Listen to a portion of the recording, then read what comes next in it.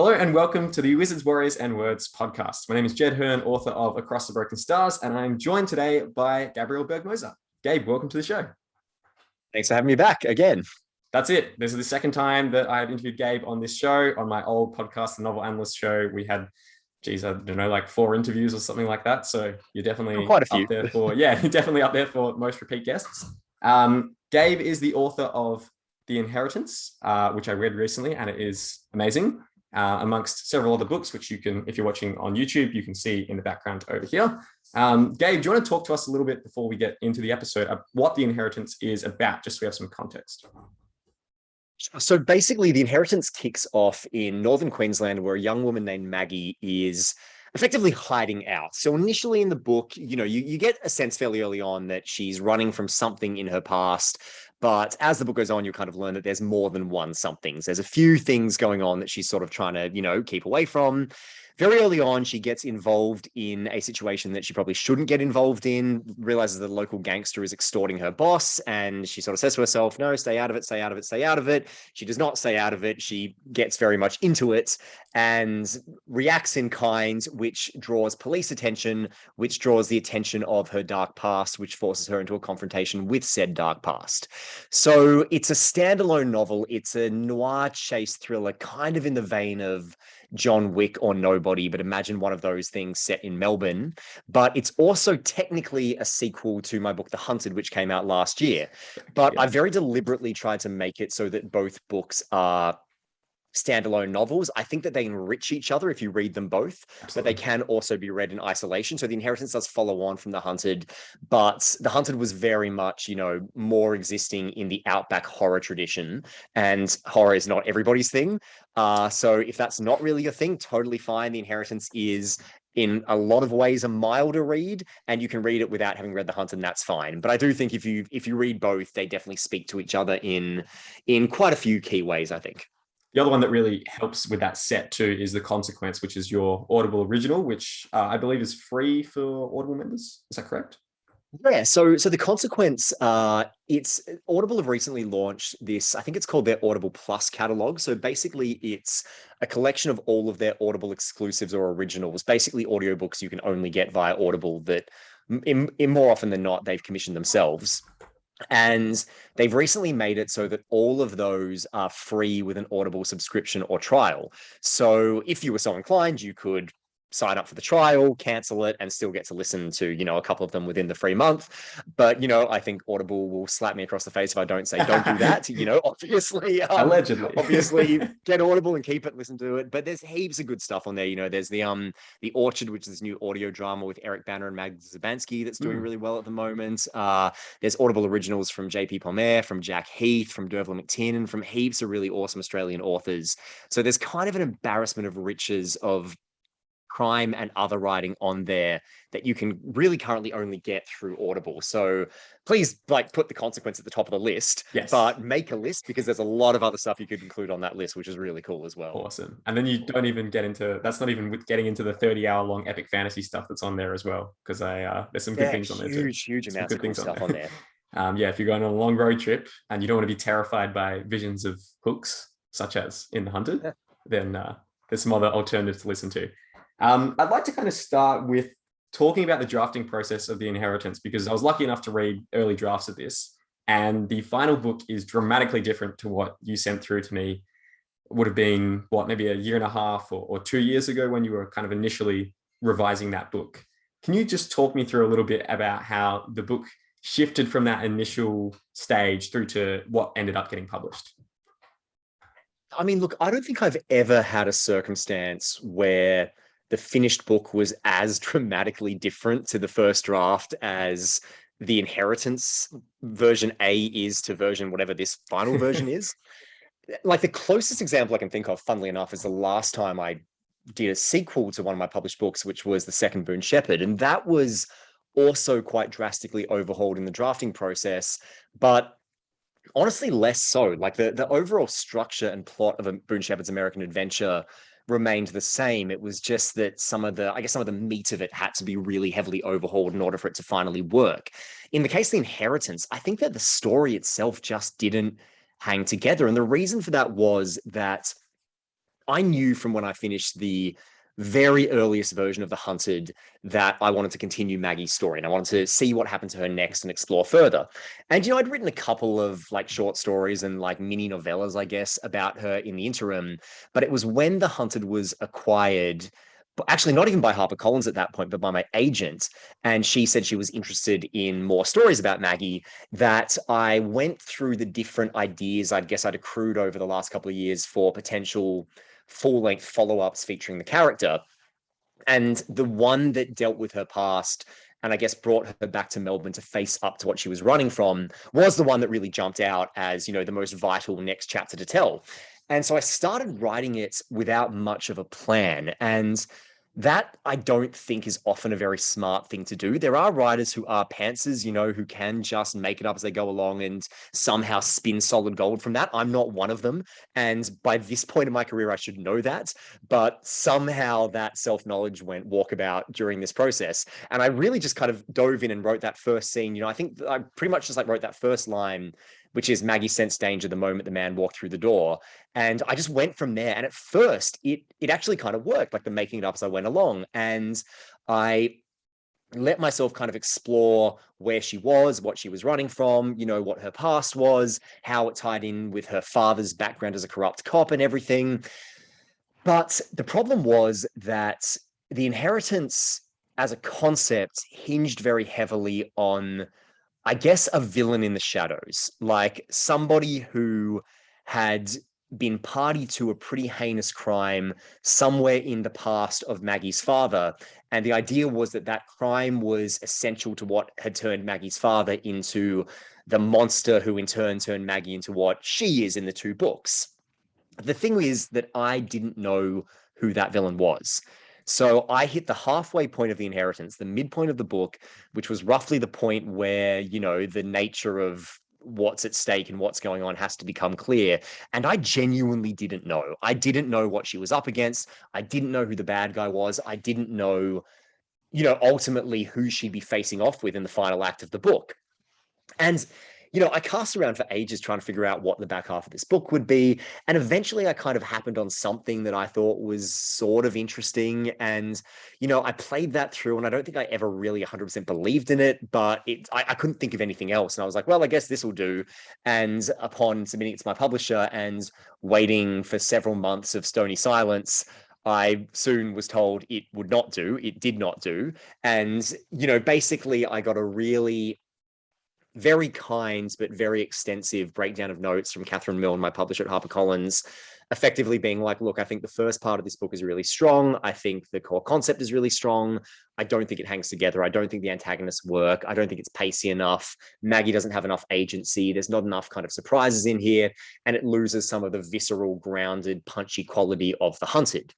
And I remember kind of getting those notes and reading them. And I think somewhere in there, Catherine had written, brace yourself. And I braced myself and then realized that I didn't really need to brace myself because she was right. I actually completely agreed with her. Sure. And the fact that there was no defensiveness or there was no part of me that was, defensive of or protective of the work that I'd already done was really all the indicator I needed that the work wasn't good enough and it wasn't where it needed to be. So what followed, I guess, was the Inheritance second half struggle Mark II, which was pretty much the same thing again of like trying to figure out who's the antagonist, what's going on, what's conspiracy at play. And that involved a lot of like, very harried phone calls to Catherine and being like, what if it's this? And what if it's this? And what if it's this? And what if it's this? And what happened this time around was that I didn't have some major breakthrough where the whole back half of the book revealed itself to me. But I started to have these incremental breakthroughs. Like I figured out the next little run of things that had to happen after that midpoint. And I was like, okay, cool. Well, I can write that much. And at that point I was sort of thinking, all right, well, maybe the antagonist this, maybe the final showdown will be this, maybe it'll be this.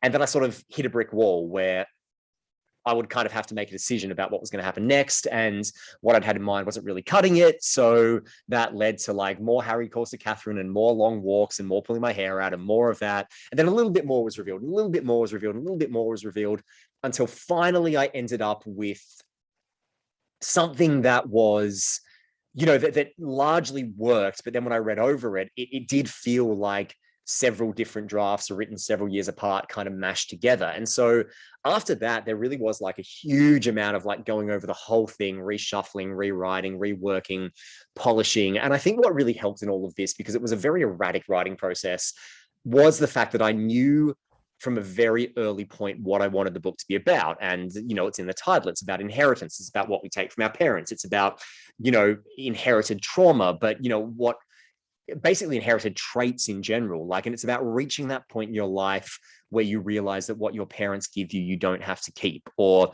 what the people who have hugely influenced you as a kid give you, you don't have to keep. And it's a theme that I explored in some ways in the Boone Shepherd books as well. But the idea of reaching the point in adulthood where you realize that the people you admire are human. And if you've put them on a pedestal, it's almost never earned, because there's a certain point where the halo breaks and you see these people who you've looked up to and in some ways modeled yourself after who they really are. And it's not to say that they're bad people. It's not to say that they're deficient in some way, but that can be disappointing and that can be confronting for a young person. And it was all of those very, I guess, real coming of age themes that sort of underpins what I knew had to be this brutal, bone crunching, fast paced, noiry, pulpy chase thriller. And as long as I guess I held on to that North Star, I knew that the book would at least work thematically. And eventually I sort of arrived at something that I ended up liking a lot more than I liked The Hunted, you know? And it's been really funny watching the reactions come through, because there are quite a few people who've like either, you know, reviewed it or just tweeted about it or posted about it on social media saying, you know, this is so much better than The Hunted. But then there's a lot of other people sort of saying, well, no, I like The Hunted more. And it's interesting because, you know, my brother called me the other day and pretty much said that, but I sort of said to him, I was like, well, the reality is that I think it actually kind of comes down to what your preference is. You know, if you like the outback setting and the horror genre and the kind of really high octane, really extreme, really creepy, sun-blasted savagery of something like The Hunted, then yeah, of course that's going to be more your thing. But if you like, you know, the rain-soaked urban vistas and the chases through dark streets and the close quarters combat and that kind of thing, then yeah, The Inheritance is probably going to be more your thing. And there was one review I think I read that said something to the effect of being like, look, I like The Hunted more. I'm not really sure why that was, but I think ultimately it comes down to the fact that I just find human hunting cannibals a lot more compelling than I find murderous bikie gangs. And that's totally fair enough. I mean, they are very, very different books, but I think for me, I'm very proud of both of them in different reasons, because I think they both ultimately achieve what I was hoping to achieve. It's just that what I was hoping to achieve is not the same thing in both books. Yeah, I think because I personally, like, as a concept at a higher level, I think I prefer the idea of human chasing cannibalistic, you know, townspeople out in the middle of backwater of Australia or whatever. I think I prefer that as a concept over bikie gangs. But The Inheritance is like a massive preference for me over The Hunted. And like I said in my review, I think it's my favorite book of yours that you've written so far. And I think it comes down to what you were saying about the thematic cohesiveness of it. I don't actually think it's necessarily that division in the settings that has led to preference either way or the other. But I think it's just the fact that, like, you are very clear about what the book is focusing on, this idea of legacy, this idea of grappling with the past, which is something that you have discussed in a lot of ways in your previous books as well. But I think this book is just very cohesively done in how it explores that, because it's not just Maggie who's dealing with the past, it's pretty much every single other character in the book as well. And that idea that you were saying about how it felt like a bunch of different drafts all like kind of welded together in a really messy way, like I definitely don't see that in the final product, because I think, as you were saying before, you just realized, oh, the North Star is people dealing with the things that they have been given in the past and then trying to move on from that and form their own identity. So I think there's a big writing lesson there about, first of all, your first draft doesn't have to be polished. It doesn't even have to be resembling of the final book. And then the second thing as well is like the importance of trying to figure out what you're actually trying to explore, what you're actually trying to say. That I think elevates a book beyond just, oh, there's cool action, or, you know, there's like witty dialogue in here or whatever. Like, I think that's the thing that really separates a book, and for me puts it into that 5-star category, is when it actually explores something that's interesting and it has different nuances on how it approaches it, and different characters kind of have their own reaction to it as well, which I really appreciated. Thanks. And I really appreciate hearing that, because it kind of is that funny thing where because The Hunted was so successful, and I don't think I really realized how successful it had been until The Inheritance was about to come out, and I started, seeing the anticipation for The Inheritance, and people being like, "Oh, I can't wait to read it," and everything. And that was around the point where I started to really feel this fear of being like, I think I'm going to let a lot of people down with this book. I think a lot of people are going to be expecting, The Hunted 2.0, and it's not that. And ultimately, I think it was when I heard the first review that was like, "This is better than The Hunted," I was like, all right, you know what? If one person thinks it's better, then if one person recognizes what I'm trying to say and what I'm trying to do with this book, then that's kind of enough for me. And it seems like more than one person has recognized that. And I think the reason for that is that, ultimately we are all in some way or another in conversation with our pasts, but also in conversation with our upbringings, because it's our upbringings that in a lot of ways shape the people we grow to become, whether we like it or not, in ways both positive and negative. And you do reach a point in adulthood where you have to contend with that, and you have to kind of look at it and say, okay, well, the way that I've been living my life, or the assumptions that I've made about life or about the way the world works, are they actually mine? Or are they things that have been given to me by others when I was younger and more malleable? And I'm somebody who, I guess, because surprising nobody who has either met me or is listening to this, I was not somebody who fit in very well as a kid. And, I think a consequence of that was that I spent a lot of time when I was younger really looking for people to model myself after, like, if I would meet somebody who was really overwhelmingly charismatic and really kind of, had that way with people and that ease, whether they were really funny or really charming or whatever, I would kind of go out of my way to try and ultimately fail, because I was too weird, I think, in too many ways, but ultimately fail to kind of, emulate that or be like that, because I was like, Sure. look, that's a person who's functioning. That's a person who, Mm.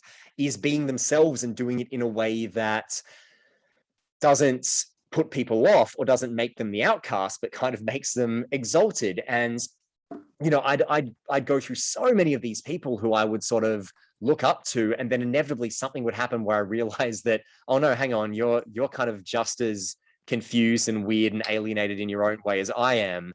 And Yes. it's that thing where oftentimes if you have a friendship or a relationship when you're younger with somebody who you are quite envious of, I have this theory that 9 times out of 10, there is something that person is jealous of in you. It underpins so many toxic friendships and everything. And ultimately, the only way out of that is kind of empathy in a lot of ways, and is realizing that that person is a person too. And that doesn't absolve them of, their flaws, their foibles, and that doesn't really mean that they're a bad person or a good person or anything. It just means that they're a person. And that's kind of the journey that Maggie's going on in this book with Harrison Cooper. And there are two scenes in the book that, when I reread it not long before publication, made me get a little bit choked up.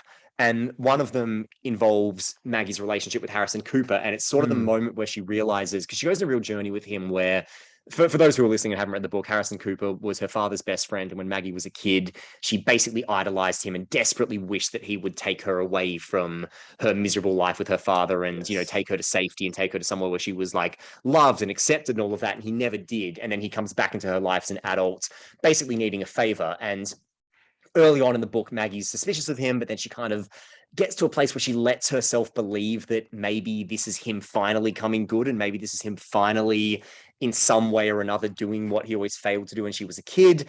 And then the answer proves to be more complicated than that, and she sort of ends up in a place where she hates him again, and she's like almost out to get him. But the way their relationship resolves is her reaching this place of being like, you know what?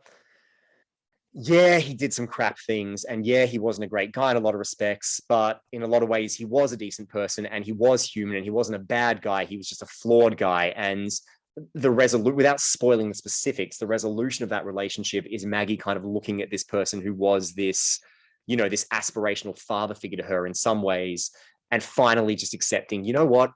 He was just a guy. He was just a person, and he had good traits and he had bad traits, and ultimately none of those things were things that I should necessarily emulate. I've kind of got to go my own way. I've kind of got to be my own person, and I've got to stop shaping my identity around the people who I looked up to when I was younger.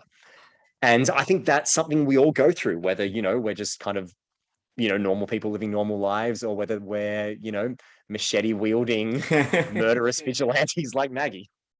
Yeah, I love the fact that that to me is the power of fiction, is to be able to explore things like that that are so deeply resonant and so internal and kind of like tender in a sense, while also having like cars blowing up and people getting shot with sniper rifles and heads getting chopped off and all that good stuff.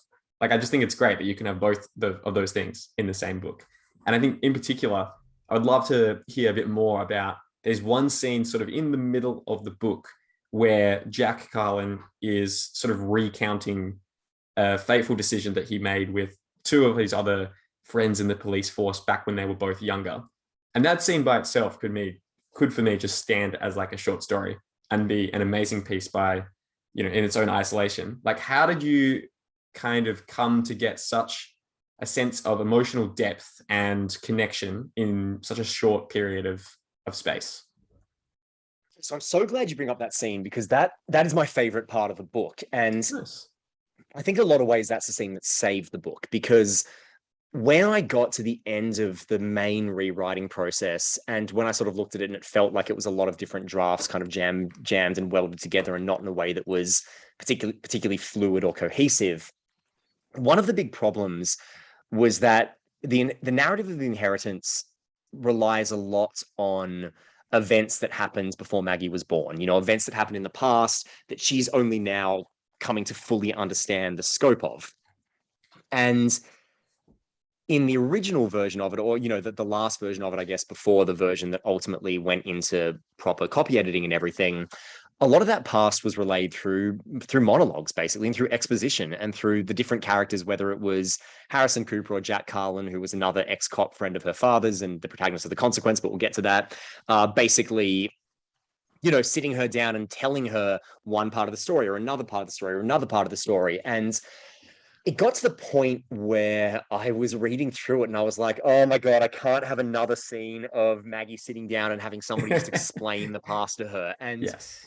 I realized, because this theme of, the sins of the father, but the mistake made in the past that resonates into the future, I've always found so powerful and so compelling. But, in handled in that way, where it was all delivered through exposition, it didn't have the sense of weight or of pathos that I needed it to have. And I sort of sat there for a while, pulling my hair out over it. And then I thought back to reading Jack Heath's books, Hangman, Hunter, and Hideout. Jack Heath, if you haven't read his work, he's awesome. He writes, he writes for children, but he also writes books for adults about a cannibal detective working for the FBI, and it's awesome. But in That's Jack's awesome. books, his books are written in the first person, but what he does really well is that if there's a scene where his protagonist, Timothy Blake, is interrogating somebody and that person's about to give him like a big dump of exposition, he'll often shift in the next chapter and break from the first person narrative, and basically for a chapter tell the story from the perspective of the other character. So it's like Cool. that character's telling the story to Timothy Blake, but we're seeing it through their eyes. Yeah. And I thought, you know what? I can do that, because The Inheritance is almost entirely limited third person from Maggie's perspective. But I thought, well, here's an opportunity for me to like break with that, jump back in time, and just do like one long chapter that is almost a novella in its own right, that details the whole story. And in doing so, I was like, I'm doing a few things there.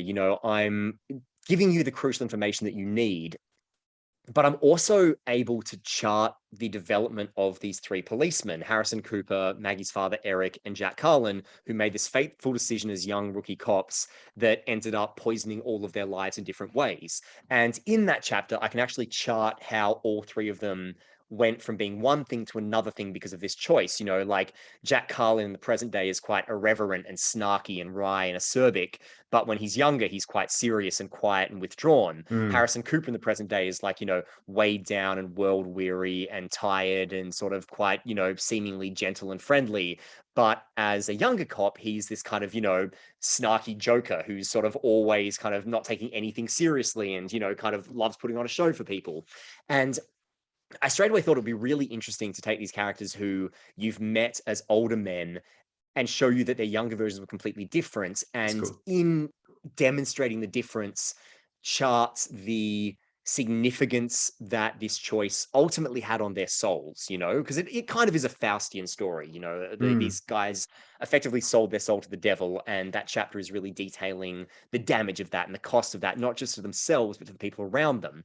So not only did it do a couple of things there, but it also, I found, at least in writing it, gave those circumstances a real sense of weight and pathos that they hadn't had previously. Not when it was just exposition being delivered secondhand to Maggie. Like seeing it firsthand as an author and hopefully as an audience was always going to be a lot more powerful. So straight away, once I wrote that chapter and put it in there, I just felt like it enriched everything that came before it and everything that came after it, because to me, the key really was that contrast between you've met these guys in the present, this is who they were, this is the journey that took them there. And I think in doing so, if I've done my job right, I think it actually underpins the stakes of what all of the characters are dealing with and the pull that the past always has on us when there is something unresolved lingering in our histories that we have to ultimately contend with, even if we can't find the neat, narratively satisfying resolution for it. So yes, I'm really glad you brought that chapter up because I really enjoyed writing it. And in some ways, I think that was the chapter that saved the book, that really brought it together and really gave it the sense of weight that I needed it to have for it to ultimately be about what I wanted it to be about. I 100% agree. And I think the other thing that it does really effectively is it adds a huge amount of depth to the book as well, because up until that point, as you've said, we're just in Maggie's head the whole time. And then for you to just be able to like do a chapter and just like bang, instantly characterize these three people and elevate the amount of depth and complexity that you've shown for them so far by, going back however many years it is into the flashback, like it's a masterstroke in terms of adding this sense of depth to the story, because otherwise, like without that, as you say, it probably doesn't work as well. You've got a story which takes place over a couple of days. There's characters there who are just sort of secondary to Maggie and you never really get in their head. But with this, it just sort of creates like all of this distance, all of this like burden of the past that's existing in the story. And yeah, it adds a sort of operatic kind of epicness to it as well. Which I'm really glad to hear because that's exactly what I was going for. But I also think it underscores the fact that this is a story about the sins of the father becoming the daughters to either avenge or absolve. Mm, And that idea doesn't have a lot of weight unless we see to some degree what those sins were and what the yes. impetus that led to them was. And that's why I think that chapter is so important. But beyond that, because as opposed to the hunted, which jumped around between quite a few different perspectives, and ultimately Maggie kind of emerged as the central character in that story. In this time, you are just in Maggie's head, and so I think it was important to have something like that to enrich the supporting characters and to enrich the inner lives of everybody around her, because ultimately it just makes the world feel more real and more lived in, and makes the characters feel more alive, which is what we strive for as storytellers. Absolutely. What do you think would be like some of the writing lessons that you've taken from the process of creating the inheritance? Oh man, that is such a good question. Trust your editor is probably the biggest one. So there's that. I mean, I'll tell you what, you can't really have much more of a ego adjustment than coming off the back of a widely well-received bestseller like The Hunted, and then having your publisher tell you that your next Flash it. manuscript just is not working. I mean, and it was fine, and Catherine did an amazing job with it, but it really did just underscore to me that I don't know anything, like I've written a bunch at this point, and obviously I've studied storytelling and I've taught storytelling, and I feel like I have a pretty good handle on the fundamentals of it, but that doesn't, not even like having the status of a best-selling author, which I crazily now do have, not even that, saves me from really screwing up sometimes. Sure. And so I think one of the big things was that, you just kind of have to learn not to hold on to things too tightly. You just have to do your best and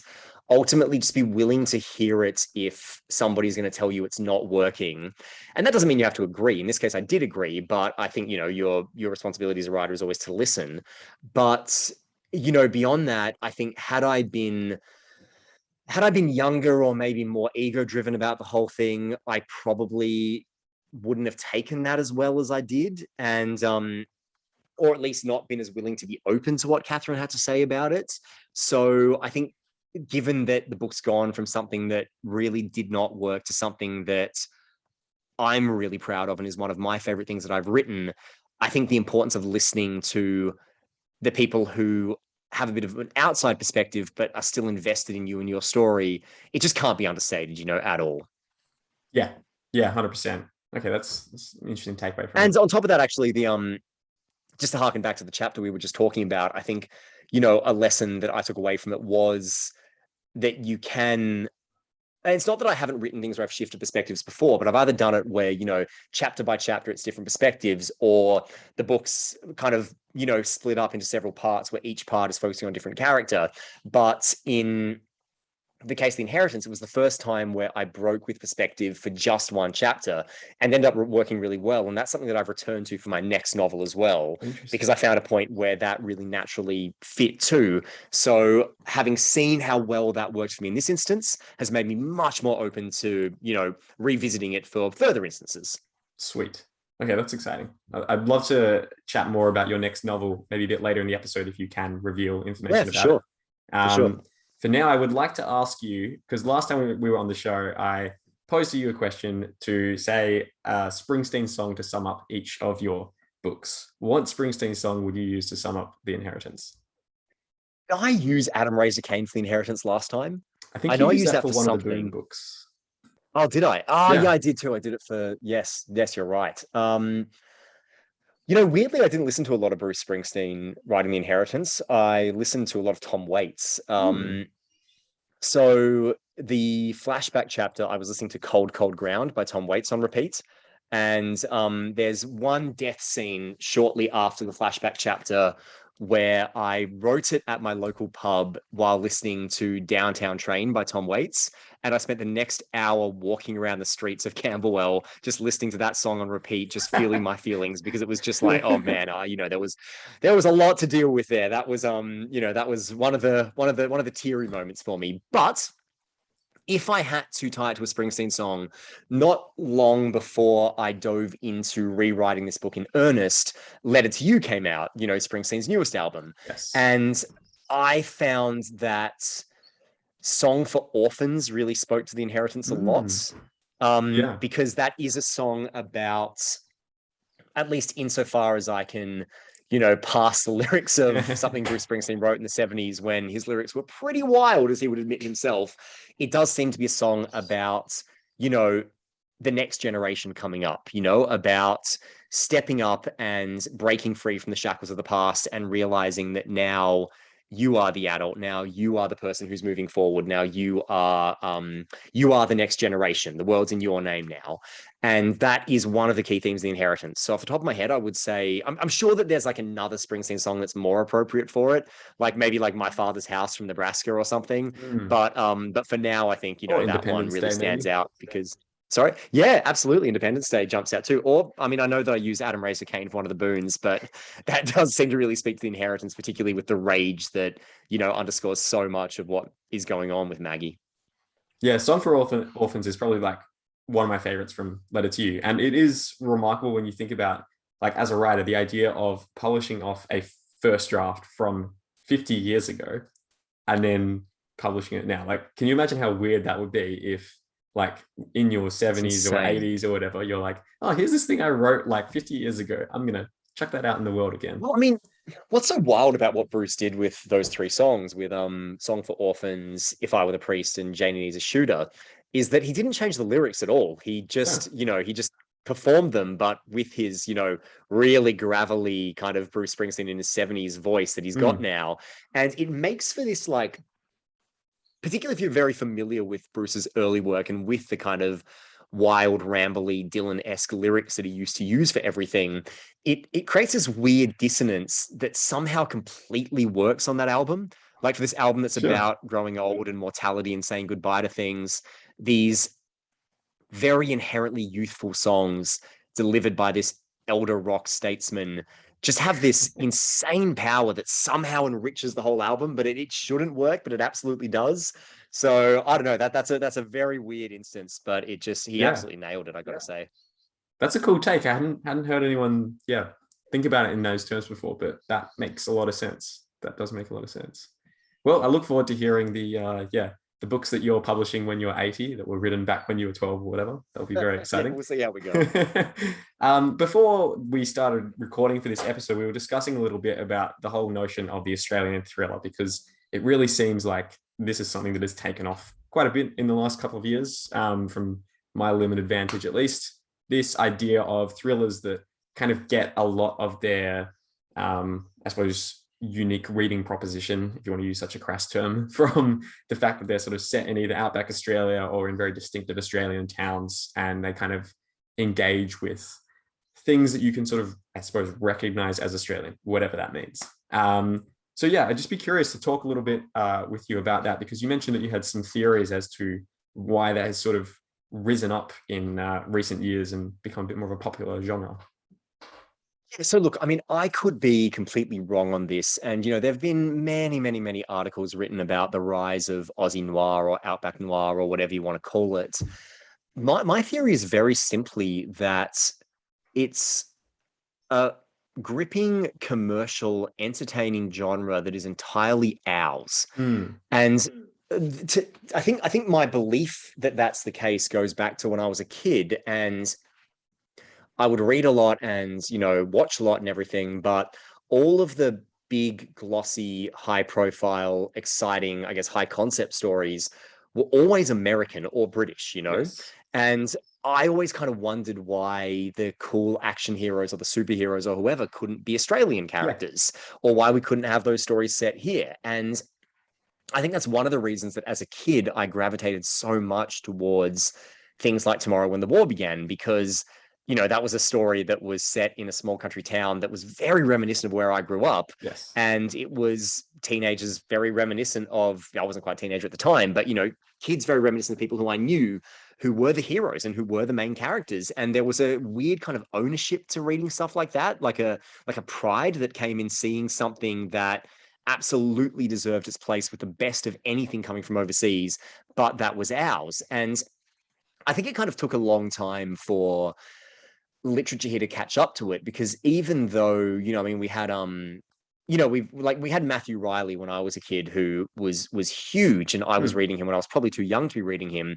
But even Matthew Riley's stories, which were these, big, high concept, action packed sort of sci-fi military thrillers, were always set in America with American protagonists. And it wasn't until he did Hovercar Racer, which I loved, or Seven Ancient Wonders, which that series has only just finished, I think, but that he actually employed an Australian protagonist, an Australian setting in Hovercar Racer, but Jack West in Seven Ancient Wonders, which was so cool when I was a kid, because not only was I like a history buff and I loved anything to do with the Seven Ancient Wonders of the world, the Catherine Roberts Seven Wonders series was one of my favorite things growing up, and to see this massive blockbuster action-packed sci-fi novel dealing with the Seven Wonders of the world that was like, Indiana Jones on crack, but with an Aussie protagonist, was so cool, and I kind of always wished that we saw more of that in our literature and in our films. And the Australian film scene, we've made some absolute classics over the years, but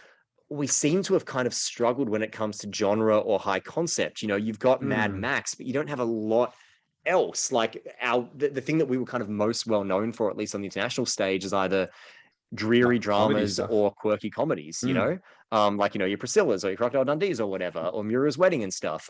And I think that Outback Noir has so erupted because it is taking the thriller, the potboiler airport thriller, one of the most, probably the most popular genre of novel there is, and it's doing it in a way that is completely ours. I mean, you've got to kind of, and it's not to say that there weren't Outback Noir novels before The Dry, because obviously there were, but The Dry was really the thing that came along Yes. and blew up the industry, because it was the first time that there was this, this absolute blockbuster hit that was this complete page-turning murder mystery whodunit that completely embraced the setting of a drought-stricken Australian town and made that setting a crucial part of the story. I mean, you could not tell The Dry in America. You could not No. translate that story overseas and have it you couldn't translate that story overseas and have it still be the same story. There are other blockbuster Australian novels that did really well, that, like Big Little Lies, for example, was an Australian book set in Australia, but was made as an American production set in America. Similarly with her new one, with Nine Perfect Strangers. The Dry, you couldn't do that with. You could not take the setting away from The Dry and still maintain what makes that book special. And the same thing could be said of Scrublands. The same thing could be said of Greenlight. The same thing could be said of The Bluffs, of so many of these books that have kind of, come out and done really well in the wake of The Dry. So I think that there is just like a sense of cultural pride in that genre, because you read something like Scrublands or The Bluffs, and they're so tied to those so distinct settings that you just can't take them away from it. And the fact that they happen to be awesome, compelling, page-turning blockbuster thrillers at the same time, it's just rad. Yeah, I think you hit the nail on the head there in terms of, like, from a commercial perspective, being able to take everything that's great about a thriller and then add in this very unique setting, which then itself influences the action set pieces, influences the kind of character psychologies, and influences the plots as well in the case of something like The Dry. Like, that does add a very unique kind of element to a genre that is, like, very familiar and is very, like, structured in a lot of instances. Like, murder mystery, you usually find out who the murderer is by the end of it. With thrillers, the main character is usually getting away or defeating the bad guys or whatever it is. Not always, though. But it just adds this layer of kind of the surprising to the expected at the same time, which I think is really cool. Like, being able to hit people with, like, here's what you enjoy, and here's this new thing as well. Yeah, absolutely, absolutely. And like, I think on top of that, like, when it comes to the settings, I completely lost my train of thought. Can you edit this out? Yeah, we can leave it in. It's fine. It's fine. It just shows you how perfect. Okay. Yeah, no, there was some point I had about the settings and about the way that they inform the story and the way that they kind of make the story. Anyway, They whatever. make it unique. You're just talking about how it makes it unique. It's like, it adds like a kind of extra commercial element to it. It certainly makes sorry, it, that's exactly what it is. Sorry. Okay, so I can't tell you how many times I've met people in the Australian film industry who are trying to, get an independent film up over here or something. And they're like, oh, and we've got to make sure that it's like got an American main character, or we've got to make sure that, we'll film it here, but it's set in America or whatever. And that is this misconception that, and I mean, you often see it in Australian productions that are trying to break out overseas. They will, they'll try to foreground an American character in some way, because there's this misconception somehow that Americans need to see themselves in order to take something seriously. And I go, well, no, because if you look at any Australian story that broke out overseas, whether it's Wolf Creek or Muriel's Wedding or Priscilla or Crocodile. I mean, Crocodile Dundee did have an American, but Mad Max is probably the prime example.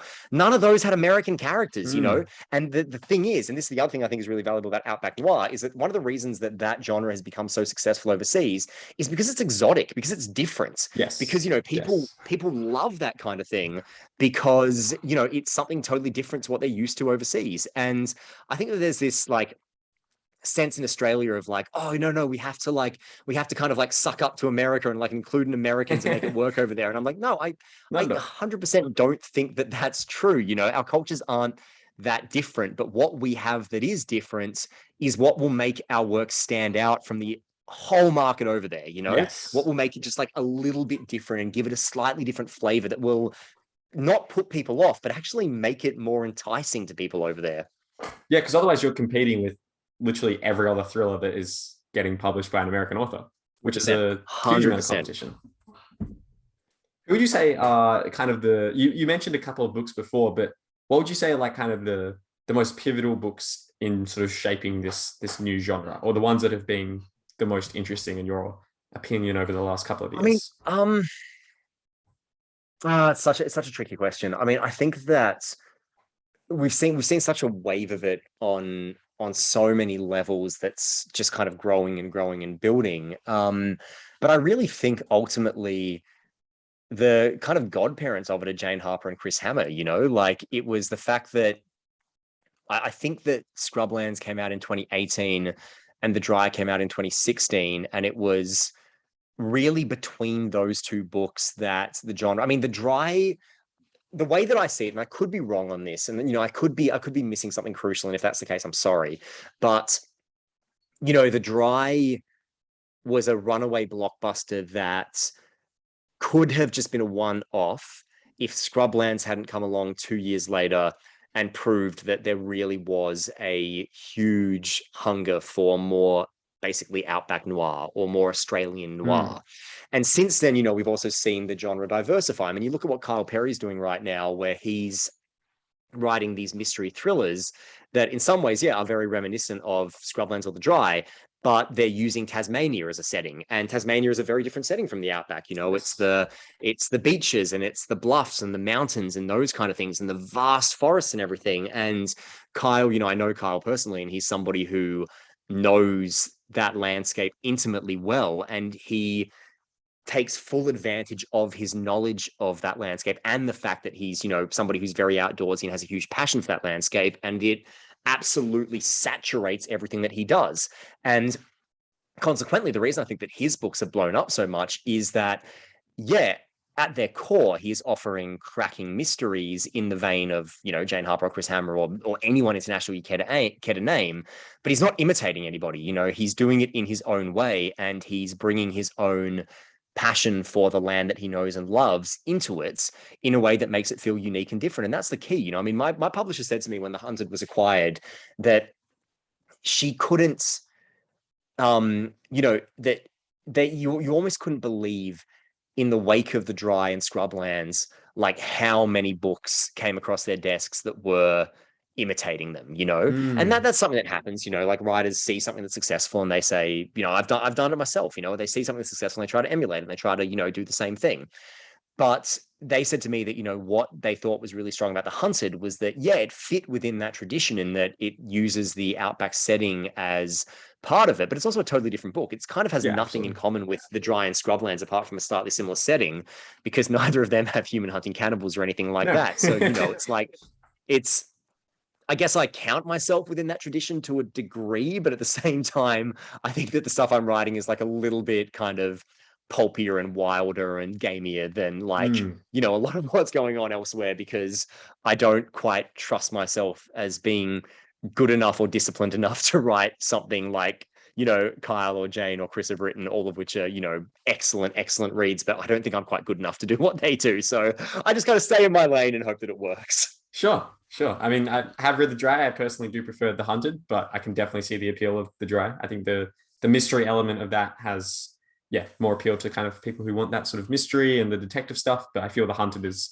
definitely the place to go to if you want the more action, pulpy Quentin Tarantino, but in Australia sort of stories. I'm probably just gonna like snip that section of the recording and just like listen to it over and over again every time I feel down about anything. When revisions are hard, it's basically Quentin Yep. Tarantino in the Outback. Just Playing please that tell me over and more of over that.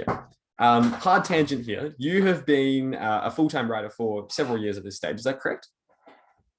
Yes, it is. Yes. So I'm just curious to ask you, like, how have the challenges that you've faced as a writer sort of evolved over the years from the early initial starting out phases of, you're just starting your first book or you maybe haven't finished a book yet, straight through to, okay, you finish a couple of books, they're not getting published wherever you are at that stage. And then, once you're sort of a full-time author, and then a few years into that, like, how do you kind of maintain the love for it when it becomes more of a job? Like, how do you maintain the momentum? How do you prioritize your time when you're in that phase? And yeah, I'm just curious to hear about, like, what do you think are the kind of the biggest challenges that writers face at each point in that journey, and what have been the solutions that you've sort Yeah, of look, come up look, with that? that's I think you hit the nail on the head right there. That is the big challenge, is that it's a job. And when I was younger and when, I wanted to get published and I wanted to be, a best-selling author and all of that, like I just saw that as the absolute dream. And it still is the absolute dream. Like, every single day could giggle with gratitude and overwhelmed wonder that this is where I am right now, Sure. because Yeah. it is kind of all I ever wanted, and I'm living that, and it's amazing to me. And consequently, it means that even the stressful times are kind of underpinned with this. Yeah, but I can't believe that I'm stressing over this. Like, this is amazing. Like, how good is this? I mean, even recently, there was a big issue going on behind the scenes on the development of the Hunted movie. Like just a kind of challenging thing. It's fine. It's all resolved now, but just a like challenging thing that was going on that was a little bit frustrating. The director and I were kind of like, talking about it and trying to resolve it. And, we were sort of like venting a little bit. And then at one point I was just like, yeah, but dude, we get to do this. Like, Yeah. this is We're mad, making a movie like this of is my something that ideas. like, yeah, we get to, this is something that we're dealing with, and we have to, like, the fact that we even get to have these conversations, the fact that they are problems, yes, but the fact that these are the problems now is amazing. I mean, and I don't think I'll ever lose sight of, or I hope I won't ever lose sight of how great that is, but it doesn't change the fact that yes, they are stresses, yes, they are problems, and they have to be dealt with. I mean, I think that the weight of expectations is a difficult thing, and not just the weight of Mm, expectations from your readers, but the weight of expectations from, your publisher or your agent or the production company you're working with or whatever. yes. And because I have lived the hand to mouth life of a freelance writer for a long time, I'm not yet at a point where I'm comfortable saying no to pretty much anything. Hmm. So basically, most jobs that come across my desk, I will say yes to. And particularly in the last 6 months, that has led to some points where I've really bitten off more than I could chew. Like there was a couple of Sure. weeks there where I was doing a writer's room for an ABC show at the same time as I was trying to promote The Inheritance, at the same time as I was desperately trying to finish my new manuscript, which was already over deadline. And that wasn't to say that there was all this other stuff in the background as well at the same time that I was trying to deal with. And there were other looming projects I hadn't even had time to start on. And that was really difficult because, I was doing this writer's room. And I mean, obviously we're still in lockdown in Melbourne. We were still in lockdown at the time. And that meant that everything was done from home, which definitely made it easier in some respects. But it also meant that I was doing this writer's room entirely through Zoom, of being up first thing in the morning, being in the office, like doing the work, discussing ideas for the show and everything. And then literally in my 15-minute breaks, like tea breaks, I Jeez. was writing the book. I was back to My writing the gosh. book again. And, it was, and then like I would finish the day at 5. And I mean, yeah, of course, on paper, it's not particularly arduous work. You're sitting in front of a computer talking about story, but it's incredibly mentally draining. And Absolutely. you finish it, and all you want to do is like, crack a beer and watch something dumb on TV and put your feet up. But I knew I had this looming deadline, and that meant that for the next hour or two, I had to try to get a couple of thousand words down. And I had to somehow shift from the mindset of this very different show I was working on to this new book. And there's a lot of that now. So again, I have to stress that the fact that those are my challenges is a wonderful, wonderful situation to be in, but they are challenges. And I guess it just kind of is, I mean, that old adage that, if you love what you do, you'll never work a day in your life. I don't disagree with that. I think that that's kind of true, but there might be a better amendment for it, something to the effect of, you love the work that you're doing. If you love the work that you're doing, then it doesn't always feel like work, but sometimes it does feel like work. And that's not nearly as pithy or as like catchy as the original saying, but I think it's truer, and that there is time we just kind of like, oh God, I just can't be bothered today. I don't have the brain space. I don't. And, I've had a couple of moments like this week in particular, because I've been ping ponging between like 3 different quite pressing things this week. And I've honestly had moments where I'm just like, I just want to read Animorphs or play Age of Empires or, do like anything that like, can just take my brain away from this, but you kind of can't because you have responsibilities. And Mm, in some cases you're being paid quite great sums of money to do this. And I guess that if there was one thing that I kind of miss a little bit from my earlier days as a writer, it's the ability to just kind of always do what I want to do and just Mm, kind of do what I want to do at any given moment. And if a story isn't really speaking to me or whatever, I don't have to power through to try to meet a deadline. I can just sure. be like, cool, I'll put that aside and work on something else. And, I don't want to go back to that. I love where I am. But that doesn't change the fact that there is an inherent wistfulness to being like, man, there just was a bit of a difference when, writing was something that I did in stolen minutes between uni and between working hospitality and all of that, and it kind of was my escape and it was my hobby and it was the thing that I love doing, whereas now it is my whole life, which has meant that I've had to try to find other hobbies. But I wouldn't change it for the world, but those are the realities of the circumstances that I think you just have to acclimate to. That's fair enough. I think if I'm to take a crack at trying to come up with a pithier response than what you were saying before about the whole never work a day in your life quote, I remember reading from, I think it was Mark Manson a few, might have been a year ago, where he was saying that, like life is about problems. You're always going to have different problems. Your job is just to find the problems that you most enjoy struggling with. And I think that's a useful framework to consider in terms of like, yeah, like the writing will always be difficult, but you'd probably much rather Yeah. deal with the struggle of trying to come up with a really cool TV show based on your book rather than the struggle of, doing a job that you're not passionate about, for example.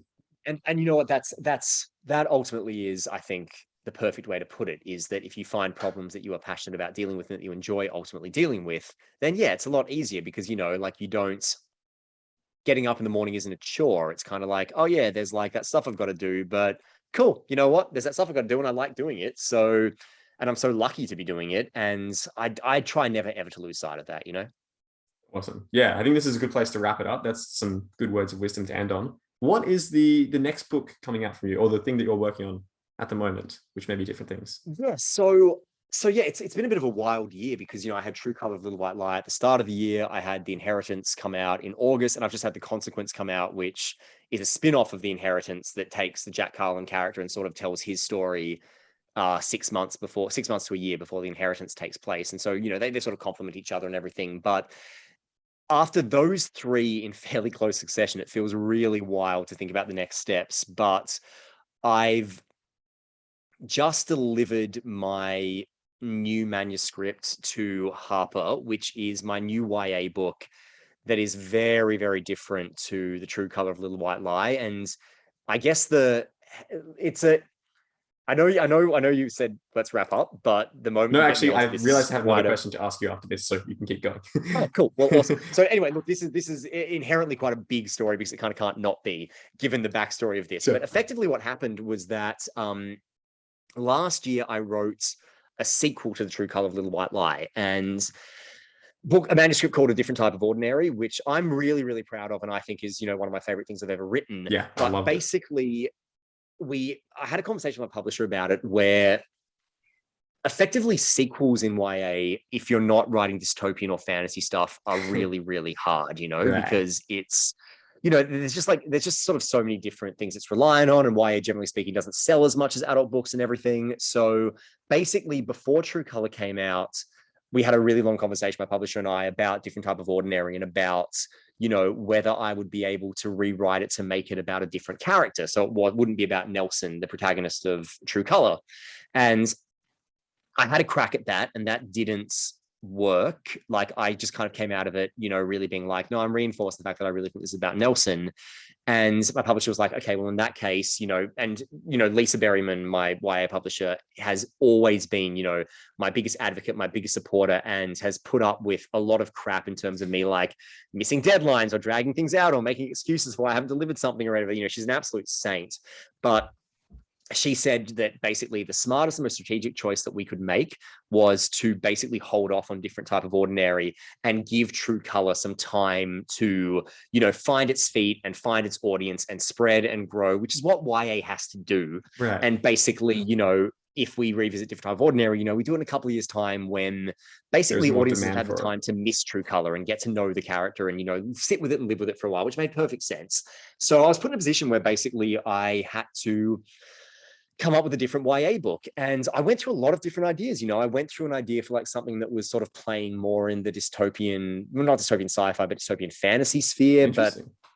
I also thought about returning to the Booniverse, to write the idea I've kind of been playing with for a long time about Boone Shepherd's daughter that takes place like 20 years after the Boone Shepherd books. And I thought, it was at the time to do that. And I kind of like bounced around a bit, but then Lisa was like, I think maybe doing something, this is your opportunity. Basically, she was like, this is your opportunity to do something different to anything you've done before, whether it's True Color, whether it's The Hunted, whether it's Boone Shepherd, whether it's anything. And so consequently, I decided to do something that I had done many, many times before, which was to revisit a manuscript that I've been working on since I was 17. And that manuscript was called Windmills in its earliest iteration.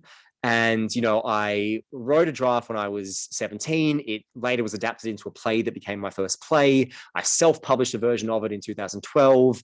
I wrote a screenplay version of it that was, to date, until this one, the only version that had any success whatsoever, because it was what won me the Peter Ustinov Award and got me to America. I then rewrote as a novel. That novel was basically every version of the novel was always rejected by every agent publisher in Australia. And it was about 3 years ago, right before I wrote The Hunted, that I got one rejection too many on the book. And I just said, you know what, I need to write something else. And that led me to write The Hunted, which, led to us talking about everything we've been talking about today. So this manuscript had been sitting in a drawer for 3 years, and I'd kind of made the choice to let go of it. I'd made the choice to just say, you know what, if this never comes to fruition, I've just got to be at peace with it. And finally, I wasn't really thinking about it. I hadn't really seriously considered revisiting it in a while, but as I was kind of racking my brain about what to do to, write another book for my YA contract, I came up with the idea of revisiting Windmills. And the big problem with Windmills was always that the first part of the story was set in a high school and the back half was following the characters into adulthood. And because it was ultimately a crime thriller, but one that started off with a moral dilemma set in a high school, there was always this just like confusion from people about what it was. Is it a YA novel? Is it an adult thriller? Is it this? Is it this? Is it this? And so I made a really massive choice, and that was to split the book, to take the YA part of the book, the high school part of the book, and develop that into its own novel. And in theory, my thinking was, well, maybe I'll revisit the adult stuff down the line and reshape that into its own book. But because one would be YA and one would be adult, I couldn't do that unless both halves were completely satisfying stories in their own right that did not rely on the other one to work. And so I spent a long time kind of pulling my hair out and trying to figure out how to make what had started out as a third of a story into a full novel in its own right. And the key, honestly, was to stop thinking of it as Windmills, to say, all right, you know what? Windmills is dead and buried. Windmills was something I worked on a long time ago, and I've let go of Windmills. And because I've let go of Windmills, I can now actually look at what comes out of the ashes, what rises from the ashes of that story, which is something new. And basically that's slowly found its way into a book that had its own very distinct identity, separate from the old Windmill story. For people who've read versions of it, this is actually quite different in a lot of key ways. Like some of the main plot points are vastly different. The ending's different. The inciting incident is different. Like it's the same characters and the same central theme, but it's very much its own thing. And I kind of really grappled with that for a little while. And then I did this thing where like I jumped around in perspectives because I thought that was a good idea. And then when I reread the whole book, when I finished it, I realized perspective jumps didn't work. So I had to go back, and I was already past deadline. I had to go back and rewrite all the perspective jumped moments from the perspective of the character I started out with, and all of this stuff going back and forwards. And finally, I ended up with a version where I read over it and I was like, I actually think it really works. But, when you've been with a story for 12 years, you kind of, you kind of can't look at it with a whole lot of clarity anymore. So, I collated a little bit of feedback from a couple of writers I knew. I was careful about sharing it too widely. And then I sent to my publisher and I kind of waited for several anxiety-fueled days until she called me and told me she really liked it. Nice. And I just kind of, had this weird night where I just sort of sat there after that and just felt completely, like I don't know, exuberant but drained at the same time somehow, and just kind of sat there and like listened to music that I'd use as inspiration on different versions of this book, and like kind of just let myself sit with the fact that finally this story that has been like the bane of my writing life for so long, like, is going to come to the light in one version or another. Yeah. So yeah, look, I mean, that's going to be at this point my next book. Awesome. We're slowly working on honing in on a final title. It won't be called Windmills, but I will, announce that as soon as I'm allowed to. But yeah, so that'll be my next book. And then I've got another Audible original coming out, I think either late this year or early next year, which is different to The Consequence, because The Consequence kind of sat more in the noiry territory of The Inheritance, whereas this kind of goes back to The Hunt a little bit more. Like, it's outback set again. It's sort of a little bit darker, a little bit more horror infused, although I'd probably say more psychological thriller. And it's a standalone story. It's its own thing. It's called The Hitchhiker. But, it's about basically a kind of naive middle-aged guy who picks up a hitchhiker who he probably shouldn't have picked up, and things get very twisted and very strange from there. But I'm really enjoying writing that, and that should be out pretty soon. Nice. I can't wait to listen to that, because yeah, the last one was excellent. This is another extremely hard tangent here. I have made either the mistake or the excellent decision to begin reading The Wheel of Time. And I know that several years ago you read this series. So tell me, what was your experience with it? I'm almost finished with book one. I've got about 100 pages left of The Eye of the World. I mean, it's long. Yes, it's probably the biggest thing to take away from it. I mean, look, I committed to The Wheel of Time a couple of years ago, and it took me a long time to get through the whole series. But I guess the thing was that, yeah, I sort of like, I was enjoying it. I wasn't like enraptured by it, but I was enjoying it for like the first sort of, 4 or 5 books. And every now and then, something really exciting would happen. I'd get totally swept up in it. But then the pace I found always like a little bit lurchy. And then, as anybody who's read The Wheel of Time or heard anything about it knows, in the back half of the series, it gets really, really, really tedious. Like, it just sort of, from book 6 onwards, the pace just incrementally slows and slows and slows and slows until you get to the point where you have almost 1,000-page books in which nothing of value happens. Yes. Like books where, the events of the previous book are just recounted by all the minor characters who didn't witness them. And there's just, books you can absolutely just skip, but then it's like, or you could just skip if there weren't like some minor things that would eventually come to bear. But it becomes a very frustrating read. And then, to be honest, I was kind of nearing a breaking point, and then it does kind of start to pick up before Robert Jordan stops writing them and Brandon Sanderson takes over. Mm-hmm. But there is a slight sense of relief when Brandon Sanderson takes over, because as anybody who's read Brandon Sanderson knows, his plotting tends to be quite tight and quite vital. Well, yeah. So, it's the way that he plots is very different to how Robert Jordan plots. Like, Robert Jordan's quite meandering. Brandon Sanderson's quite deliberate. And therefore, I think I found the home stretch very, very satisfying. And in the final book, I kind of felt that Jordan and Sanderson's respective voices came together in a way that I found really quite special.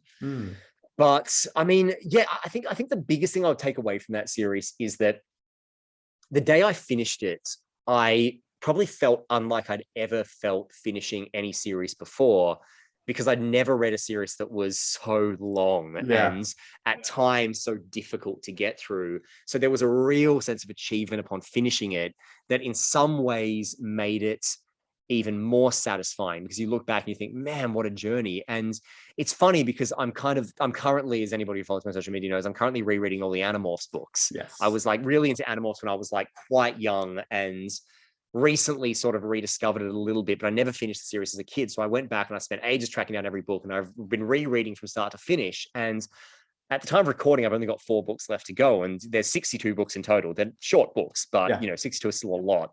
And I've been reading them all year. And it's funny because in a similar way, even though Animorphs is a very different series to Wheel of Time, and doesn't, even with 62 books, doesn't occupy nearly as much page space, it also has a lot of filler and a lot of stuff that just like isn't necessary. And some books that are just like, why am I reading this? Don't make me read this. But now that I'm near the end, it's kind of like I almost look back on that stuff fondly as being part of the journey. And that was how I felt about the Wheel of Time. So it's weird because in a weird way, its flaws kind of end up becoming endearing or becoming somehow assets as it goes on, because those rough patches feel like achievements, which I don't know if that sounds like a particularly ringing endorsement, but I guess I would say tentatively it's worth it, but I don't know if that's just Stockholm syndrome speaking. But it's that's what I always wonder with fans of it as well, is like you just spend so long. I think look, the way I put it is that I'm glad I read The Wheel of Time. I will never read it again. Sure. There are people who reread the series, and that is incomprehensible to me. I cannot see myself ever rereading it. I hope the Amazon show is good, and I hope that's all the revisiting I ever need to do. Yeah. But I have no plan on ever rereading that series. Yeah, fair enough. Yeah, I'll see how it goes. I have heard that most people seem to say, like, you know, book 1 is very similar to Lord of the Rings. Book 2 is where it starts getting a bit more original and a little bit more quote unquote interesting. 2 was probably my favorite. 2 was with the exception of the final book, which is really just payoff from start to finish. The final book is very, very satisfying. Book 2 was probably the one where I was the most caught up. The Great Hunt is real, like particularly the last stretch of the book is so satisfying and such a thrill ride. But then 3 sucks. 4 is kind of all over the place, but has one sequence that I think is like one of the best things I've ever read and will stick with me for my whole life. Everyone says that about book 4. It's like, what is this? Like, I'm really tempted to ask people what it is, but I also don't want to, because I want to retain the surprise. The words forward and back will always haunt you from from the moment you read it until your dying day. Interesting. All right, well, I will maybe give you an update on whether I finished The Wheel of Time or not in 10 years from now, when we're having our 50th podcast interview. But this has been a good spot to wrap it up. Thank you so much for coming on the show, Gabe. For you listening or watching, The Inheritance is excellent. I blasted through it in, I think, 2 days. So it is a great read. Actually, this was a kind of a thing that helped me like have a break from reading The Wheel of Time in the middle of the book. Went to reading this. I was like, oh, so nice and short. And then back to that. That's my other bit of advice, is take breaks. If you're going to read The Wheel of Time, take breaks. Interesting. I took strategic breaks of reading other things in between. Yeah. And know if I would have got through it if I hadn't have done that. Okay, that's cool. Like within individual books, or like between books? No, between books. Between books. But I'd maybe every 2 books I might read like 2 other things in between. And that felt pretty, that did kind of make it a little bit easier for me, particularly if I was getting frustrated. Yeah. But that wasn't to say that made the Crossroads of Twilight any easier to get through, but it definitely didn't make it harder. Fair enough. All right, that's good advice. Hopefully I won't die from this experience. But Gabe, thanks again for coming on. If people want to check you out on social media, where can they find you? Just I'm on all social medias under the same handle. It's Go Bergmoser, which I think a lot of people think is like Bergmoser. No, it's just like my first 2 initials and my surname. I always thought it was Go Bergmoser as well. So glad. I know it's funny that it never even occurred to me, but then it was just like, it's but I'm cool with that too, because it does make a lot of sense. But so Go Bergmoser, wherever you want to check it out. Please listen. I would recommend listen to The Consequence before you read The Inheritance if you are. If all of this has made it sound like that's something you want to check out, but it doesn't really matter. But I do think The Consequence kind of nicely sets the scene, and it's totally free. So why not? Sweet. Thanks for coming on the show, Gabe. And for the rest of you, we'll see you next time. Bye, everybody. Thanks for having me back.